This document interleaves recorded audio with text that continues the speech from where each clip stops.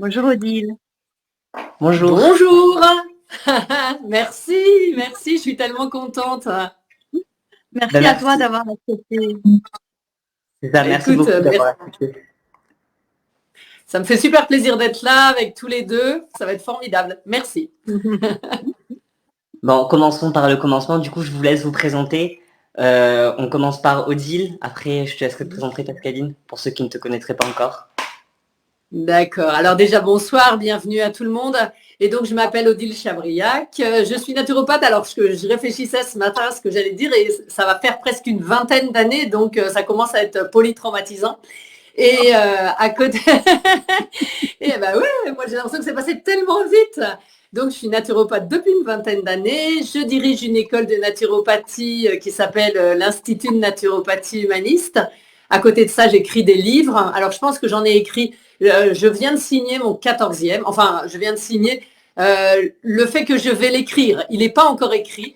Mais bon, j'ai écrit 2 best-sellers. Il y en a un qui s'appelle Le Cahier détox, donc qui est plus justement dirigé vers la naturopathie. Et il y en a un autre qui s'appelle Âme de sorcière, parce que j'ai beaucoup travaillé sur cette figure féminine de la sorcière. À côté de ça, moi j'habite, vous voyez, c'est super beau chez moi, j'habite dans le Lot. J'ai quitté le Montmartre pour m'installer au milieu de la campagne et je trouve que c'est aussi une démarche naturopathique. Donc voilà, c'est pour ça que je me permets de le préciser. Je te laisse la parole, Pascaline. Merci Odile, tu fais bien de le souligner parce que effectivement, le contact avec la nature est une démarche essentielle en naturopathie. Donc moi, je suis Pascaline Ambroso, je suis une naturopathe et praticienne de shiatsu depuis moins longtemps que toi, praticienne de shiatsu depuis 2009 et naturopathe depuis 2010. Et j'accompagne plus spécifiquement les femmes sur leur cycle menstruel, leur nature cyclique et la périménopause. J'ai écrit un livre qui est sorti là le 8 février qui s'appelle Ménopause, Métamorphose, pour porter un autre regard sur notre féminité au moment de cette transition de la vie des femmes.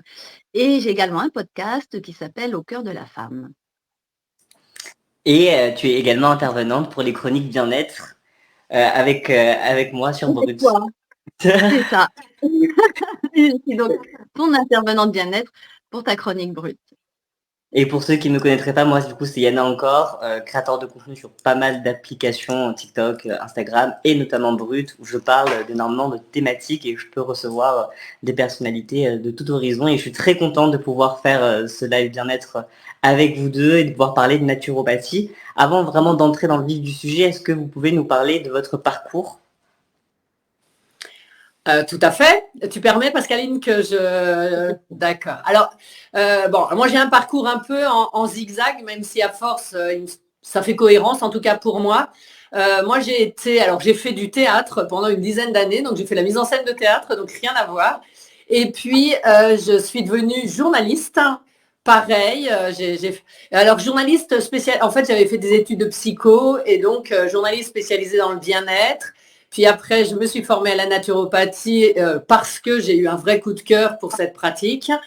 Et donc, je suis devenue naturopathe et puis j'ai créé cette école, l'Institut de naturopathie humaniste, il y a 7 ans maintenant. Et on va dire maintenant quand même, les 3/4 de mon activité sont autour de l'école parce que c'est un travail important de diriger une école et d'en prendre la responsabilité. Et donc moi, la naturopathie, en fait, je suis tombée dedans quand j'étais petite, parce que j'habitais effectivement à la campagne avec une mère qui cultivait un jardin de plantes médicinales. Et dans mon inconscient, la naturopathie, c'était tout ce qui avait attrait aux plantes. Et quand j'ai commencé à travailler à l'âge de 22 ans, la première chose que j'ai faite, ça a été de m'inscrire à un cours par correspondance de naturopathie. Et là, j'ai vu que c'était bien plus que juste les plantes. Et voilà, j'ai mis ça de côté et j'y suis revenue donc 12 ans plus tard, où j'étais un peu en perte de sens dans le travail que je faisais, même si je l'aimais beaucoup, puisque je travaillais dans une société japonaise comme chargée de mission au niveau commercial. Et, et en fait, ça a été la rencontre avec une naturopathe qui m'a reconnectée à ce désir profond d'aller explorer cette voie. Et en fait, j'ai commencé par le shiatsu, qui est donc une technique japonaise traditionnelle, un soin qui se passe au sol, habillé, qui est de la digitopression. Et me voilà aujourd'hui avec vous. Ce qui est intéressant déjà quand on nous entend et ce qui me semble être dans la thématique du jour, c'est que déjà la naturopathie, c'est quand même avant tout un métier de reconversion. C'est hyper rare et nous on voit bien à l'école, ça doit représenter même pas 2 élèves par promotion qui font ça en première intention. Et donc on a des gens qui ont des parcours absolument incroyables, multiples, des gens qui ont bossé dans l'aviation, dans la mode, dans la quoi. Voilà, il y a tout. Et quelque part pour moi c'est un vrai atout et une vraie richesse pour être au cœur de l'humain, justement, ce qui est aussi un peu l'essence de notre métier. Oui, et puis d'avoir cette expérience aussi autre Bien que sûr. la naturopathie. Ça permet aussi d'ouvrir notre champ d'action, je trouve. Et pour les spectateurs, du coup, qui ne connaîtraient pas la naturopathie, je vais y arriver, est-ce que vous pourriez nous expliquer ce que c'est? Alors, la naturopathie, on va dire, c'est, je vais le faire simple, l'ensemble des techniques naturelles de santé. Donc, justement, dans la tête des gens, il y a des gens qui croient, comme Pascaline avant, que c'est juste l'usage des plantes, ou il y a des gens qui croient qu'on est juste là pour les empêcher de manger ce qu'ils ont envie de manger, c'est-à-dire des frites et du chocolat. Et en fait, la naturopathie, c'est tout ça. Donc, il y a 10 techniques naturelles de santé, 3 techniques dites majeures, c'est l'alimentation, l'exercice physique et la gestion du stress. Et puis, il y a toutes les autres techniques qui vont être le massage, les réflexologies. Elle parlait du shiatsu, c'est aussi ça, mais aussi l'usage des plantes, que ce soit en phyto, donc brut, mais aussi en huile essentielle, l'usage des oligo-éléments, des compléments alimentaires. Donc, ce qu'il faut comprendre, c'est que c'est un champ absolument immense et qu'on serait bien prétentieux en tant que naturopathe si on racontait qu'on maîtrisait tous ces champs parce que je crois qu'il nous faudra plusieurs vies et c'est aussi ça qui est passionnant dans cette pratique-là. Et puis, c'est vraiment accompagner la personne dans sa globalité. Je trouve que moi, c'est ça qui m'intéresse, c'est que elle vient pour souvent une chose bien particulière et en fait, on se rend compte que on peut aussi l'accompagner à faire des liens sur le reste de sa vie. Donc, l'accompagnement dans la globalité de la personne, je trouve que c'est aussi riche que les techniques proposées d'ailleurs en naturopathie. Oui, mais merci de le dire parce que quand je le dis, et les gens peuvent avoir cette idée-là un peu magazine féminin, c'est un ensemble de trucs et astuces. Non, c'est pas du tout. C'est hyper structuré, hyper personnalisé. Et c'est ça qui est intéressant. On fait jamais, on n'a pas un bouton migraine. Ok, quelqu'un vient nous voir pour des migraines. Hop, déjà, ça serait exercice illégal de la médecine. Hein, on n'a pas le droit de faire d'antisymptomatique. Mais au-delà de ça, non, ce qui nous intéresse, nous, c'est de remonter à pourquoi cette personne, elle présente ce type de symptômes, justement, de manière holistique et globale. Ouais. Et donc, Odile, toi, comment donc, je sais que tu as une école de naturopathie et en fait,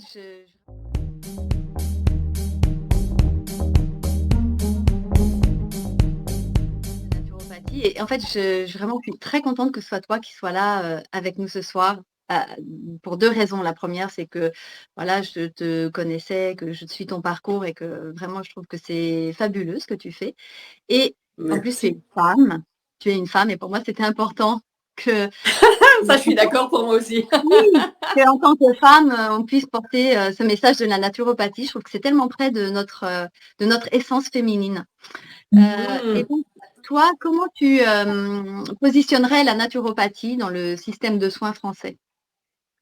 Alors, je trouve que c'est une jolie question et moi j'ai envie de dire, nous sommes le socle. Le socle, c'est un peu comme, on parlait de jardinage, on parlait, voilà, moi j'ai 3 hectares autour de chez moi, j'essaye d'en prendre soin, c'est beaucoup de travail. Le socle, c'est comment on prend soin du terrain. Et on part du principe en naturopathie que,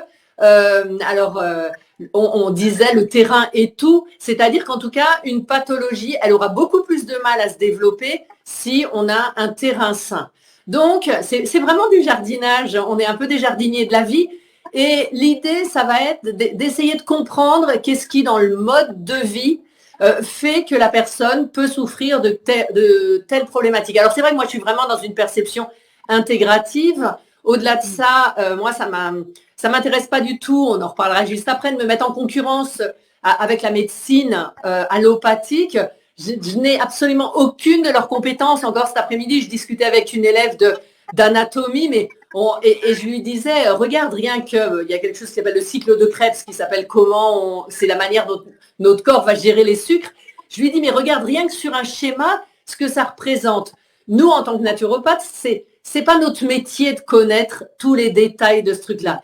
Notre métier, c'est de comprendre que, ben ouais, pour bien digérer les sucres, il faut de l'oxygène. Et sinon, on va avoir des problèmes. Donc, voilà. Moi, il y a vraiment cette histoire.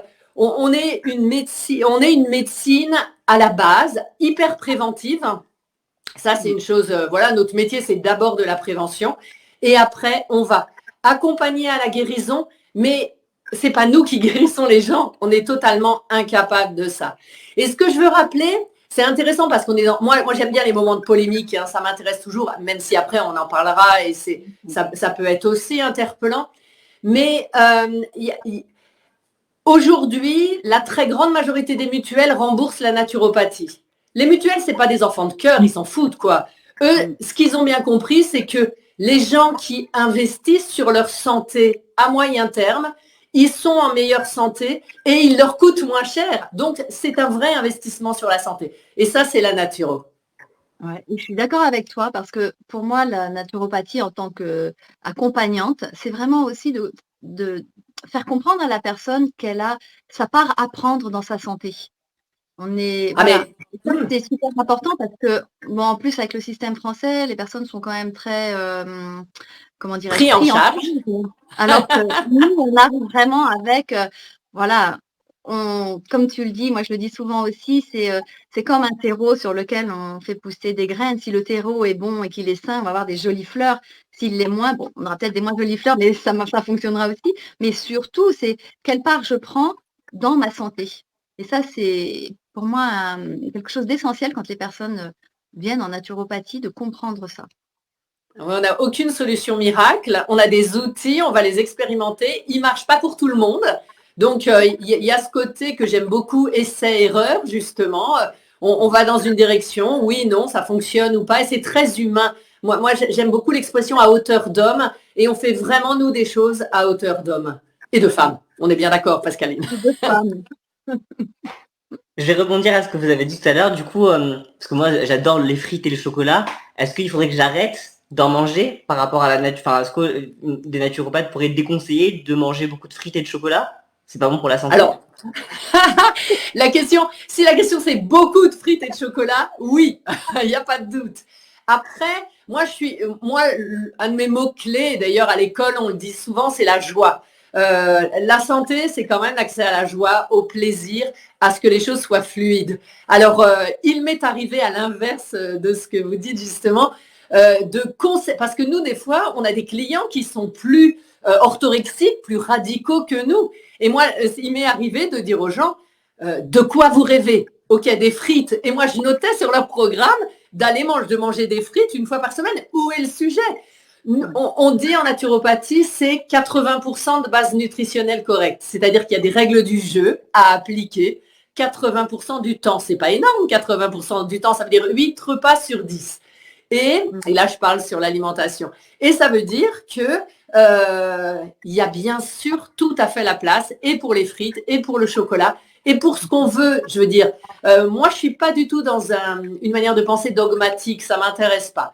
En revanche, on peut être en pathologie et dans ces cas-là, effectivement, on risque de serrer un peu plus les verrous un certain temps. Parce que voilà, il faut soutenir le corps et que s'il a trop de travail pour digérer les frites, il aura moins d'énergie à mettre pour sa santé, pour sa guérison. Ouais. Et moi, je suis vraiment convaincue, un peu comme toi, que rien n'est une fatalité et que d'ailleurs, avec cette notion d'épigénétique que l'on a maintenant et où on sait qu'il y a 5% d'ADN fixe et que 95% de l'expression de nos gènes, on a une influence dessus. C'est ça aussi pour moi la naturopathie, c'est qu'est-ce que je fais au quotidien pour moi et donc ça peut passer par, comme tu dis, moi ça m'est arrivé aussi, j'avais une personne en séance qui se privait de tout et à un moment donné, c'est pour retrouver la joie dans l'alimentation, dans la vie, quoi. C'est retrouver qu'est-ce qui me met en joie. C'est une notion très importante, je crois en naturopathie en tout cas. Exactement. De pas voir ça comme quelque chose de rigide ou bien comme si on allait priver à tout prix les gens de ce qui leur fait plaisir, c'est retrouver ce lien à soi et à ce qui nous fait du bien, dans un équilibre, comme tu l'as dit, quand même de pleine santé, de pleine vitalité. Est-ce que du coup, il y a une différence entre un diététicien et un naturopathe? Parce que du coup, le naturopathe aura une plus large palette que d'autres, c'est ça? Oui, ça n'a rien à voir. En fait, diététicien, c'est un diplôme d'État qui va effectivement uniquement s'intéresser au contenu de l'assiette, avec, alors selon moi, en plus une manière de voir justement un petit peu plus rigide. Voilà, le naturo, il va bien au-delà de ça. Donc, quand on fait, nous, ce qu'on appelle les PHV, donc les programmes d'hygiène vitale, on va bien sûr s'intéresser à l'alimentation. C'est même, j'ai dit tout à l'heure, une technique majeure. Mais on va aussi conseiller aux gens quel exercice physique vous faites justement. Est-ce que c'est que du sport en salle ou est-ce que vous allez à l'extérieur? Comment vous gérez votre stress? Comment vous dormez? Voilà, nous, ce qui nous intéresse, et ça peut être les chocs psychologiques. Voilà, c'est long, en particulier la première consultation, hein, ça tourne autour d'1 heure, et on va poser plein de questions pour essayer, nous, de faire des ponts, des liens entre des choses et essayer de proposer des solutions en lien avec ça. Donc ça, on va au-delà de l'assiette, même si on y passe un vrai temps. Ouais. En fait, c'est permettre du coup... Vas-y. Non, Je te laisse. et même dans la composition de l'assiette, c'est vrai qu'en naturopathie, on apporte on attache une grande importance au système digestif et à la fluidité du système digestif pour que l'énergie qui ne va pas être dépensée à digérer trop de mélange, on puisse l'utiliser pour faire autre chose. Ça permet aussi du coup d'avoir... Enfin, en gros, le but même d'un naturopathe, c'est d'améliorer l'hygiène de vie des personnes pour potentiellement qu'elle ait moins de problèmes de santé ou moins de problématiques liées à son énergie et à l'amélioration de sa vie, c'est ça? C'est exactement ça. Moi, j'ai coutume de dire que je passe plus de temps à conseiller aux gens à manger des poissons gras et à faire du sport. C'est la majorité de mon activité, quoi. Ouais, mais c'est pas grave, s'il faut le chanter, je le chanterai. On a pu voir récemment énormément de polémiques autour de la profession du naturopathe, ou du moins certains naturopathes qui du coup donnaient une image hasardeuse de cette profession. Qu'est-ce qu'on peut en penser? Alors, j'en pense beaucoup de choses. Alors, sur le coup, faut dire, moi, sur le coup, j'étais pas du tout surprise.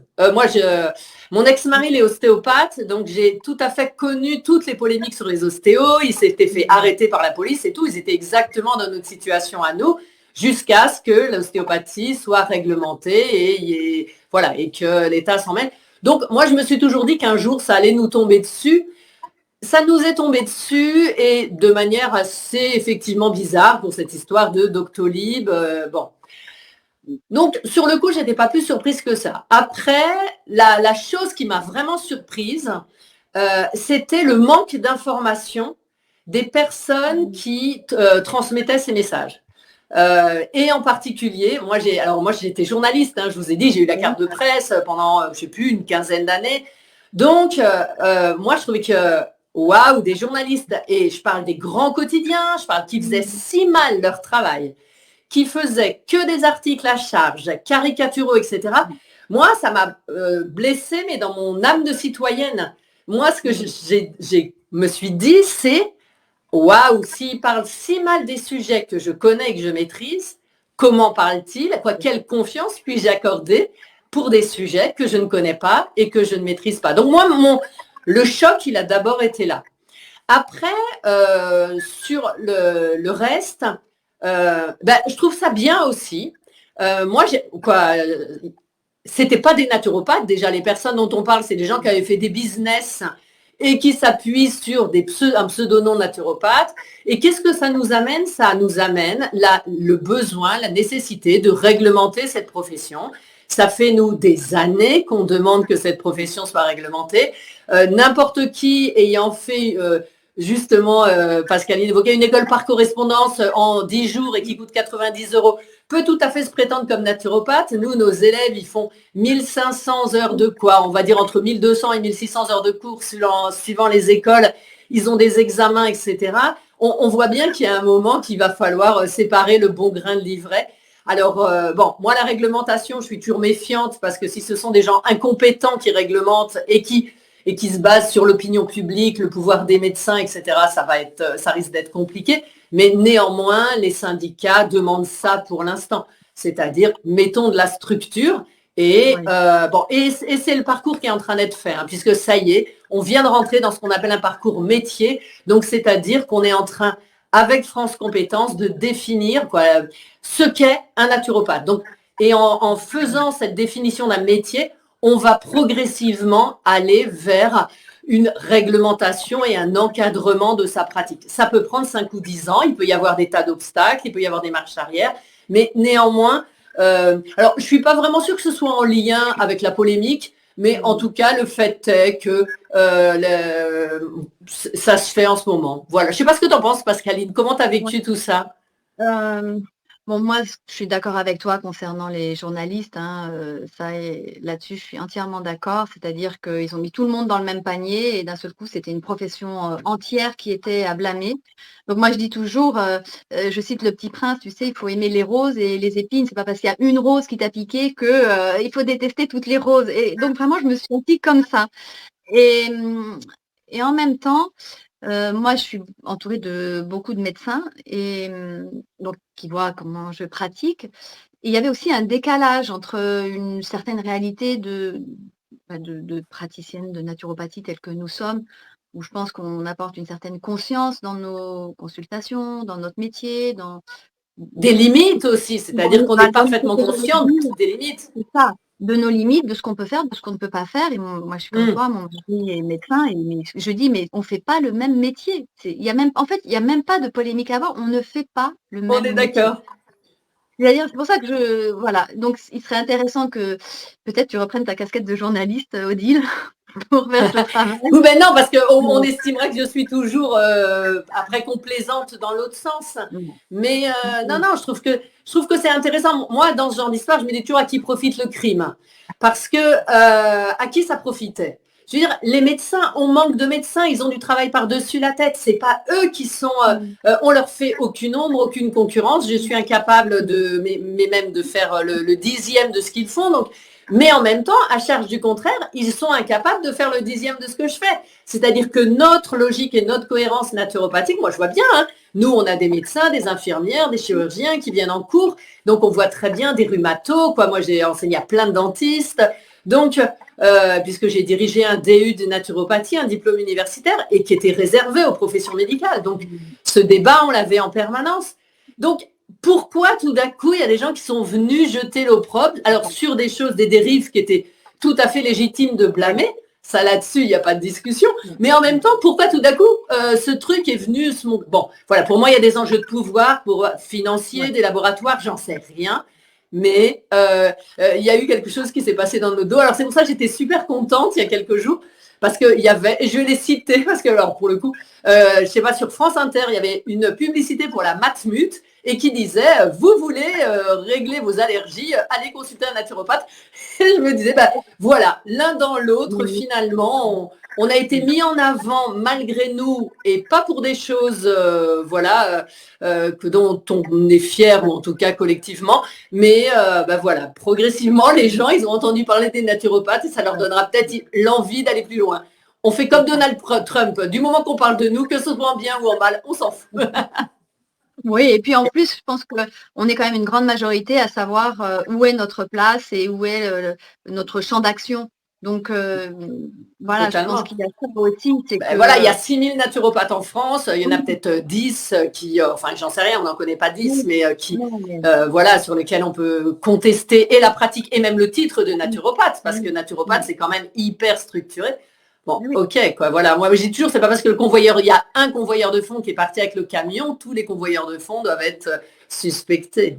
Ouais. Et c'est pour ça qu'il y en a, quand tu as proposé ce thème, j'étais vraiment très contente que l'on puisse remettre un peu d'ordre et s'exprimer sur ce qu'il en est réellement de toutes ces histoires et que des amalgames on puisse arrêter de faire des amalgames et que chaque chose soit bien à sa place, quoi. Donc, et comme vous l'avez dit précédemment aussi, c'est un socle, la naturopathie, et il ne faut pas, parce qu'on a pu voir des affaires, par exemple, où des naturopathes décommander le fait d'aller voir des spécialistes un naturopathe, qu'on ne citera pas, avait recommandé à son patient qui était atteint d'un cancer de ne pas aller voir un spécialiste et de faire drastiquement tout ce qui lui demandait. Alors que vous l'expliquiez même, vous, c'est qu'en fait, la naturopathie, ça aide à avoir une meilleure hygiène. C'est en complément, ça aide à éviter toute forme de risque. Mais ça ne remplacera jamais une personne qui est spécialisée dans un domaine de santé. Mais tellement. Mais de toute façon, il y a ce qui est du domaine du droit. Donc, tout simplement, on n'a pas le droit de faire arrêter un traitement médical. Donc, ça, c'est la première chose. Mais la deuxième chose, c'est selon quelle logique on le ferait. Il n'y a aucune logique inhérente à la naturopathie qui permet ça. Moi, j'accompagne beaucoup de personnes, plusieurs personnes qui sont atteintes de cancer. Et alors, ce qui est intéressant, et alors là, c'est marrant aussi parce que la polémique est passée là et peut-être pour le meilleur, quoi. Bon, c'est mon système de croyance un peu. Mais maintenant, au moins, ils savent ce que c'est des naturopathes. Et donc, ils demandent maintenant à regarder les programmes qu'on leur fait et tout ça. Et en général, ils disent, mais c'est très bien, il n'y a pas de souci, continuez. Voilà, on va apporter des choses en complément, en soutien, je parle dans ce cadre-là, et pas du tout à la place d'eux. On n'est pas à la place et jamais on y sera, quoi. Non. Et d'ailleurs, je trouve que d'informer le grand public sur ce qu'est réellement la naturopathie, ça lui permet aussi de savoir si il peut arrêter un traitement ou pas. Et c'est là, quand je disais que le naturopathe est là aussi pour quelque part remettre à la personne sa responsabilité de ce qui est fait. Et donc, en aucun cas, on est là pour intervenir et dire arrêtez de faire ci, arrêtez de faire ça. Je veux dire, la personne, elle vient là pour elle et à elle de faire les choix et de tester les propositions qu'on lui fait en quelque sorte. Donc, exactement. Voilà, c'est pour ça que pour moi, ça semble toujours très étrange qu'un naturopathe puisse interdire de continuer des soins ou d'aller voir son médecin. Je crois qu'il faut vraiment être très clair là-dessus. On est complémentaires et ça nous va très bien d'ailleurs. Ah, mais tout à fait. Et c'est pour ça que du coup, j'invite les personnes qui voient ce live et qui ont eu quelques déboires avec certains naturopathes qui potentiellement leur disaient d'arrêter leur traitement ou autre, de ne pas les considérer comme naturopathes et de ne pas stigmatiser toute une profession, parce que ce serait dommage. Ouais. C'est comme tu l'expliquais, Pascaline, c'est pas parce qu'une rose, il y a des épines que toutes les roses sont forcément dangereuses. Ou piquantes. Oui, voilà. Alors, je sais bien, Odile, que notre métier, notre vision de la naturopathie nous fait avoir une vision très large de ce qu'on propose. Mais voilà, toi, quel accompagnement tu proposes quand il y a une personne ou des personnes qui arrivent et qui sont très stressées, comme c'est beaucoup le cas en ce moment? Alors, on pourrait faire un live de 2 heures là-dessus et qu'on ne ferait pas. Néanmoins, alors le stress, il y a quand même un remède miracle pour le stress et c'est quand même bien de se rappeler quand même, ça s'appelle le magnésium. Hein. On a 70% de la population française qui est carencée et c'est un remède miracle. Alors magnésium, surtout pas marin. Vous oubliez tout autant le magné-B6 de votre pharmacien et vous allez chercher ce qu'on appelle des magnésiums 3e génération. Voilà. Le bonheur du magnésium, c'est que l'effet est quasi immédiat. On va dire en 3 jours, si on était carencé, mais c'est quand même le cas pour la majorité d'entre nous, en 3 jours, on se rend compte que, tiens, déjà, ça nous amène un nouvel équilibre. Donc, c'est vrai que moi, ça m'intéresse de transmettre des choses qui, nous, en tant que naturaux, peuvent nous paraître hyper basiques, mais néanmoins qui sont incontournables. Donc, moi, je pense que si déjà toute la population française avait son niveau magnésique suffisant, on serait beaucoup moins agressif et irritable.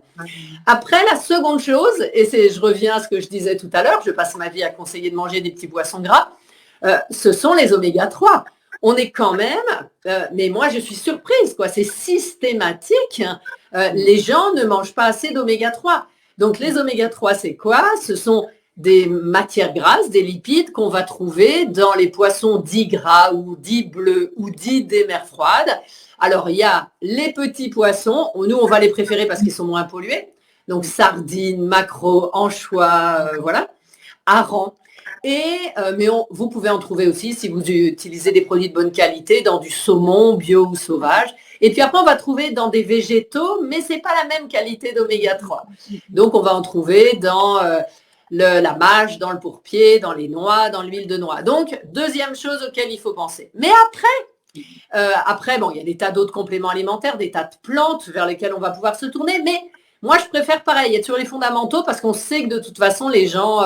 alors, l'exercice physique, revenons-y. Une étude de Cambridge est parue il y a quelques jours, c'est même pas il y a quelques semaines, 11 minutes d'exercice physique par jour suffisent à, on va dire, diminuer le risque de mortalité de 50% à peu près, mortalité par cancer. C'est rien 11 minutes, alors c'est d'activité physique modérée en plus. Donc voilà, on ne vous demande pas de faire un sprint. Donc, et c'est fondamental. Je veux dire, nous, on dit que c'est la deuxième technique naturelle de santé, mais c'est pour pas se fâcher avec tout le monde parce qu'en fait, c'est la première. Et enfin, dernière chose à laquelle j'ai pensé, et on est là sur une application, le sommeil. Si on dort pas assez, on peut pas être bien dans sa tête, on peut pas gérer le flux et les aléas de l'existence correctement. Or, on sait que les Français ont perdu environ 1 heure de sommeil en moins de 10 ans. C'est colossal. En fait, c'est colossal et ça va avoir des répercussions sur notre vie professionnelle, familiale, intime, sociale, de manière extrêmement importante. Déjà, si vous faites ces 4 choses-là, moi, je vous promets que vous irez mieux. Après, il y a 1000 autres solutions, mais je te laisse en proposer d'autres si tu veux, Pascaline. Moi, il y en a une que je propose systématiquement parce que pour moi, elle vient chapeauter notre vie, c'est la connexion au souffle, c'est la respiration. Ah, j'allais dire, je te laisse parler de la respiration, tu vois. Mais... Parce que au-delà de ce qu'on met dans la tête, de ce qu'on boit, c'est vrai que respirer, c'est ce qui nous met en vie, c'est le vivant à travers nous. Et très souvent, dans la journée, on est en apnée ou la respiration est saccadée. Donc, s'accorder des temps de pause. Donc, il y a des applications aussi sur les téléphones, si on pense ne serait-ce que à la cohérence cardiaque. Oui, voilà, c'est ça. Des temps de pause, quoi. Déjà, ça permet de ressourcer un peu le système nerveux. Donc, la respiration, c'est pour moi quelque chose d'hyper important. Et la deuxième chose que je pourrais rajouter, c'est dans une journée, ne pas attendre que le corps soit complètement épuisé ou que le système nerveux soit épuisé pour prendre des mini-pauses, des mini-temps de repos ou de répit. S'accorder ne serait-ce que 5 minutes pour recharger les batteries avant d'être complètement épuisé, ce sera plus efficace que si on est à plat. J'ai toujours cette image du booster. Il y a une voiture, la batterie, elle est à plat. On est obligé de mettre un coup de boost, mais c'est violent en fait. Alors que si on surveille, on entretient bien sa batterie régulièrement, on la fait tourner régulièrement, ce sera plus doux. Donc il y a aussi pour moi cette notion qui est hyper importante de prendre du repos, même si ça peut être contre-intuitif, avant d'être complètement épuisé. Et on évoquait tout à l'heure quelque chose qui est quand même fondamental et qui, on verra quoi, c'est la nature, c'est la connexion au vert, c'est voilà, c'est la terre, mais ça peut être mettre des plantes sur son balcon. Les études montrent que si vous avez une chambre avec une vue sur un gazon, les gens restent en moyenne une journée de moins que pour la même pathologie, les malades qui ont la chambre avec vue sur le parking. Donc, moi, je pense qu'on vibratoirement, on est en lien avec la nature et le vivant. À l'échelle de l'humanité, de toute façon, en réalité, ça fait que très très peu de temps que l'on est déconnecté de la nature. Et on parle de maladie de civilisation, mais réellement, ça en est, parce qu'il n'y a plus cette connexion au vivant. Je veux dire, il y a ben oui, donc c'est ça aussi qu'il faut remettre en perspective, c'est-à-dire qu'il suffit de regarder tout ce qui s'est passé, l'évolution, pour comprendre que aujourd'hui, ce qui se passe, c'est aussi très nettement lié au fait qu'on n'a plus cet accès aussi régulier avec les éléments, que ce soit la terre, la mer, l'herbe. Et c'est pour ça que j'aime bien, moi, proposer aussi des plantes, c'est-à-dire remettre du végétal par les plantes qui sont dans la vie depuis des millénaires. C'est-à-dire c'est vraiment notre corps reconnaît les plantes. C'est à nous de nous réapproprier en quelque sorte ce savoir. Et donc cette connexion, c'est une manière d'approcher aussi le vivant, que de comprendre comment elles peuvent nous aider, être des alliés en tout cas. Vous parliez tout à l'heure du temps de sommeil. C'est quoi un bon temps de sommeil pour qu'une personne soit vraiment bien reposée et qu'elle puisse du coup être mieux? C'est difficile de répondre parce que pour le coup, il y a une grande variabilité individuelle. On va dire c'est entre 6 et 8 heures, mais et on sait que le temps a tendance à diminuer un peu dans nos besoins avec les années. Mais c'est voilà, c'est comme le nombre de quantité d'eau qu'on est censé boire en une journée. Ça va dépendre de où on habite, la température, la pratique sportive, etc. Pour le sommeil, c'est pareil. Alors, il y a quelque chose qui est vraiment individuel. Hein, donc, et puis après, il y a, ça va être en lien aussi, justement, est-ce qu'il y a eu beaucoup de tensions nerveuses? Est-ce que j'ai fait une pratique sportive? Quelle est la qualité de mon sommeil? Est-ce que j'ai trop dîné le soir? Et donc, ça va interférer dans ma capacité de régénération et de récupération. Donc, mais voilà, on peut dire c'est entre 6 heures et 8 heures pour la majorité des gens. Et on est en train de passer en dessous de 7 heures collectivement. Et c'est pas assez, quoi. Et il faut se déconnecter. Juste, est-ce qu'il faut vraiment se déconnecter des écrans 1 heure avant de dormir? C'est oui, tout à fait. Ok. L'impact sur le cerveau de la lumière bleue des écrans est considérable. Et notre cerveau, il a vraiment besoin de se mettre sur pause, quoi. Il y a une forme de descente du système nerveux. Okay. Surtout que ça crée des sursollicitations aussi d'être sur son téléphone. Il y a la lumière bleue et puis tout ce qu'on voit défiler, parce que souvent... Oui, la dopamine, alors c'est très dopaminergique, donc ça vient nous exciter au sens littéral du terme. Ouais. Ça peut être agréable. Le problème, c'est pareil, c'est pas à moyen terme, c'est préjudiciable. Ouais. Est-ce que tu serais d'accord pour dire que les heures de sommeil avant minuit sont plus bénéfiques que celles après minuit dans le Alors sommeil? Oui, on sait aujourd'hui que dans les cycles physiologiques, que nos surrénales récupèrent beaucoup mieux avant minuit. Donc nos surrénales, c'est vraiment la batterie du corps, hein, c'est le cœur de notre énergie. Et donc effectivement, les études sont très nettes que on récupère mieux avant minuit. Donc nos grands-mères avaient raison, elles ne disaient pas forcément... voilà. Après, il y a sûrement des grandes variables individuelles. Ce qui est top en naturo, c'est qu'on peut dire une chose et on aura toujours quelqu'un qui sera capable de nous dire « Ah non, moi, c'est le contraire ». Et ce sera vrai et c'est pas grave. Mais en revanche, pour la majorité des gens, ce sera... Voilà, on se base sur beaucoup d'études scientifiques. Nous, on passe notre vie à voir ce qui sort. Donc, ouais. Très juste.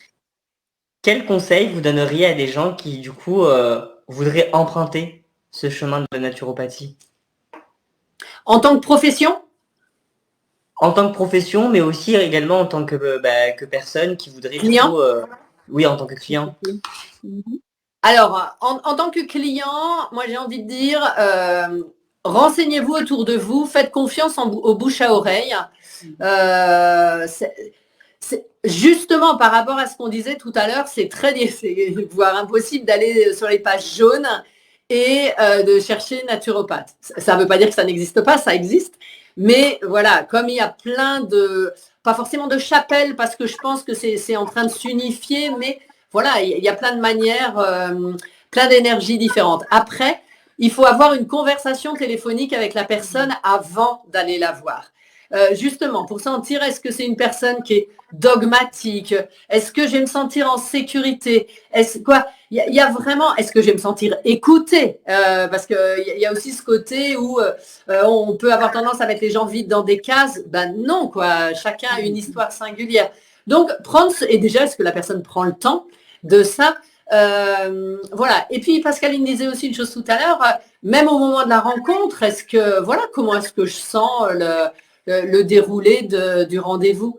Donc voilà, mais c'est vrai que le premier filtre, ce sera le bouche à oreille. Alors c'est vrai que moi je conseille, mais parce que c'est mon intérêt, de dire, nous on a des élèves qu'on a formés, qui sont sortis de l'école.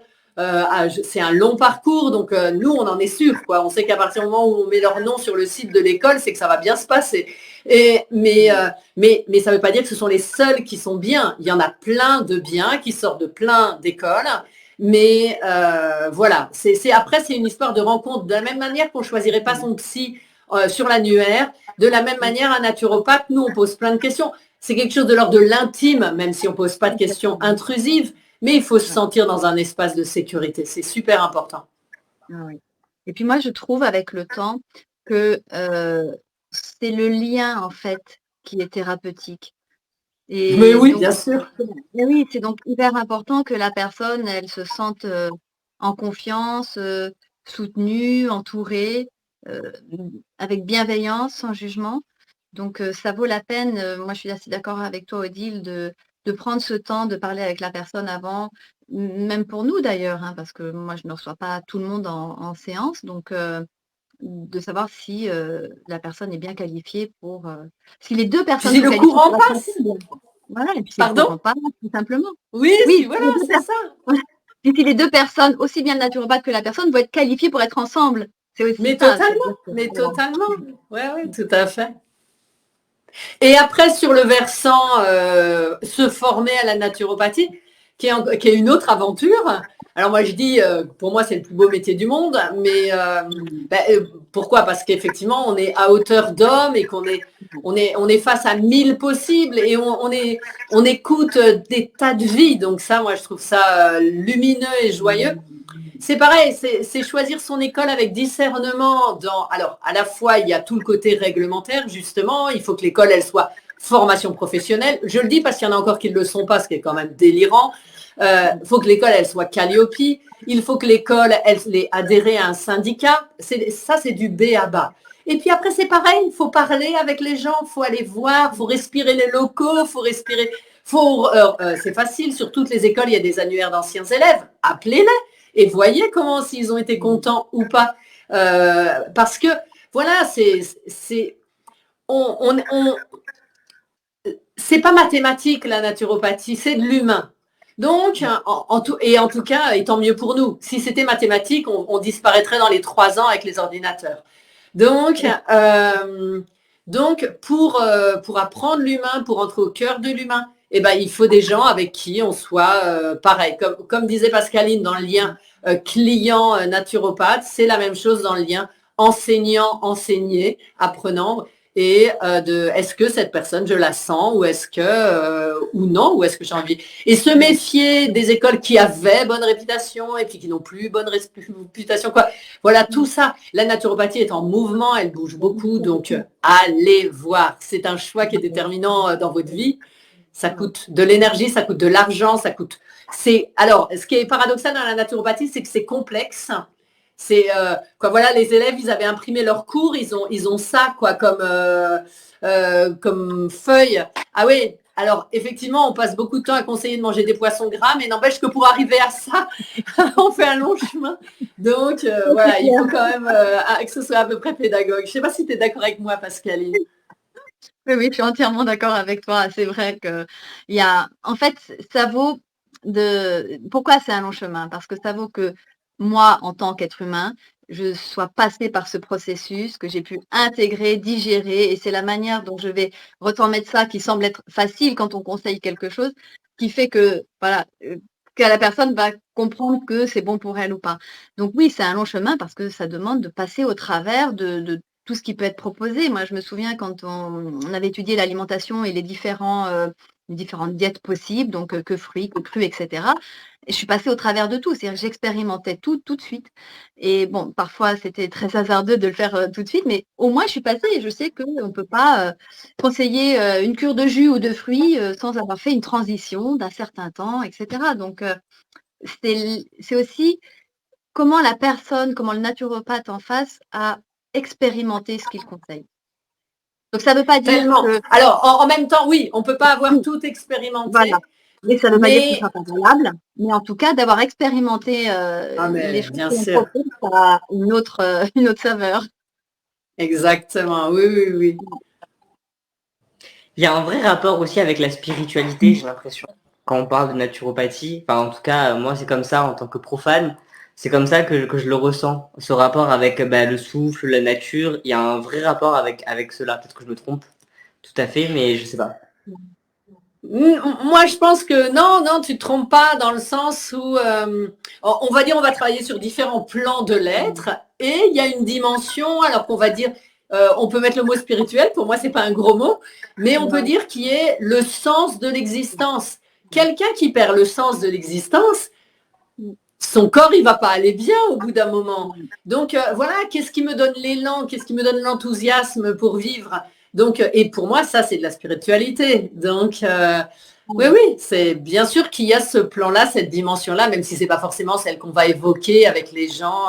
Mais Pascaline le disait d'une autre manière, dans le fait qu'on expérimente sur nous plein de choses, c'est aussi une manière de pouvoir donner envie à l'autre, entraîner l'autre, lui dire « Ok, je sais, tu as expérimenté 10 solutions, ça n'a jamais marché.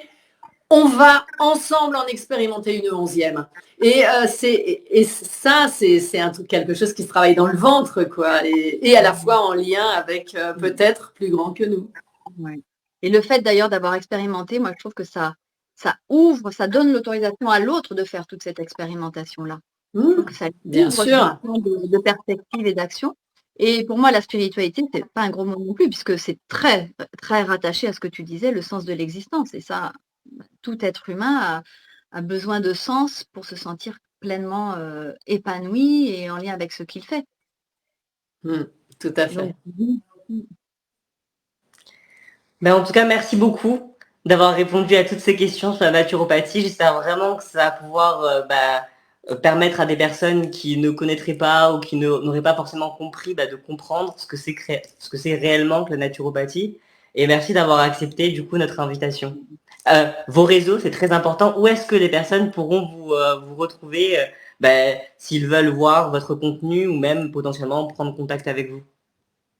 Alors, moi, j'ai un compte Instagram qui s'appelle Odile Chabriac, donc c'est super facile de me trouver. L'école a un compte Instagram qui s'appelle INH Naturopathie. Après, pareil, on a inh.life, c'est le site de l'école. Et j'ai un blog absolument nul et ridicule, mais néanmoins, il existe, qui s'appelle Odile Chabriac. Voilà, donc c'est facile. Et toi, Pascaline? Eh bien, moi, sur Instagram, c'est Pascaline Lambroso, sur mon site internet également, et puis sur Brut Live avec toi, Yana, la chronique bien-être une fois par mois. Voilà, merci beaucoup d'avoir pris le temps. Moi, c'est Yana encore, YANA_ encore sur tous les réseaux. Merci beaucoup d'avoir pris le temps et à très vite. Merci beaucoup. On vous invitera sûrement pour parler de votre livre. J'ai hâte. Volontiers. Merci en tout cas à tous les deux de m'avoir fait l'honneur de m'inviter. C'est un immense plaisir. Merci à toi Merci à vous. Merci. Au revoir. Merci. Au revoir.